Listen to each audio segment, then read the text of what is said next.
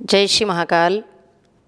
आप सभी देशवासियों को, सनातन धर्मावलंबियों को मेरा सादर जय श्री राम, जय श्री महाकाल। आज हम श्री भारत माता सेवाश्रम न्यास के तत्वाधान में बनने जा रहे भारत माता मंदिर और द्वादश ज्योतिर्लिंग मंदिर में उपस्थित हैं।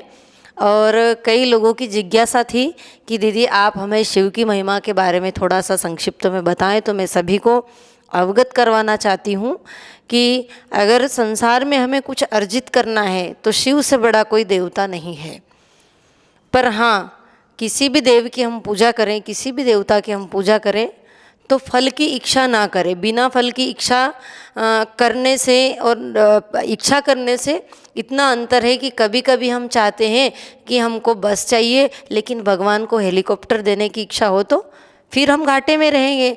तो कभी भी हम भगवान से कुछ मांगे नहीं, बिना मांगे परमात्मा सब कुछ देता है। और धर्म से जुड़ें।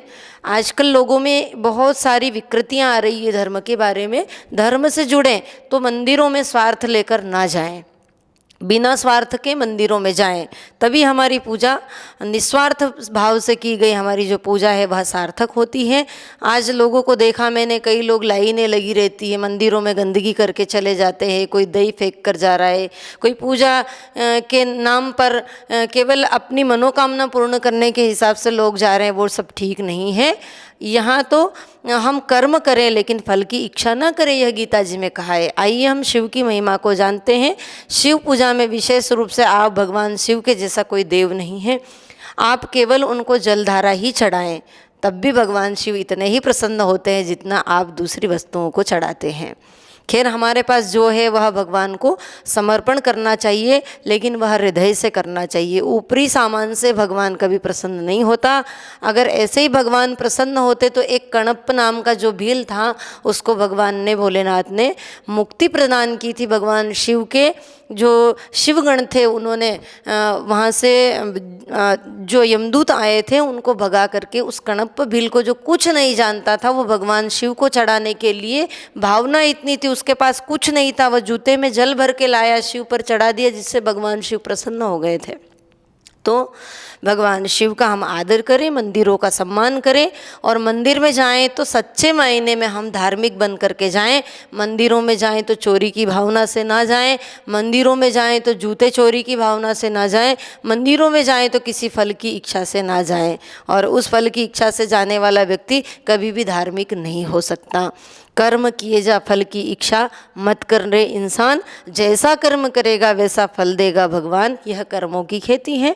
आइए, शिव की महिमा। तो शिव पूजा में विशेष रूप से अगर आप शिव जी की पूजा करते हैं तो 3 चीज़ों का महत्व बताया है। देखिए, मनुष्य जीवन का एकमात्र लक्ष्य है और वह लक्ष्य है, उसका अंतिम लक्ष्य है परमात्मा की प्राप्ति।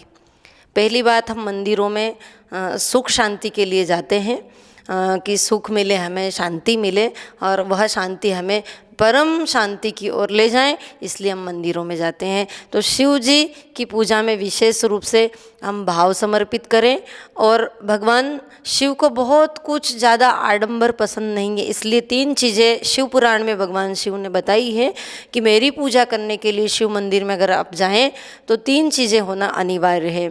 सबसे पहली, भगवान शिव के नाम का जप करना, पंचाक्षर मंत्र का जप करना, या शिव जी को राम जी पसंद है तो राम मंत्र का, राम रक्षा स्तोत्र का जप करना, उनका नाम जपना। दूसरा है भस्म धारण करना और तीसरा है भगवान शिव को जलधारा चढ़ाना। बस इतना ही करेंगे आप तो आपकी समस्त मनोकामनाएं पूर्ण होगी। भगवान महाकाल से मैं ऐसी प्रार्थना करती हूँ, द्वादश ज्योतिर्लिंग से, कि आप सभी की मनोकामनाएं पूर्ण हो और आप शाश्वत रूप से मंदिरों से, धर्म से जुड़े रहें।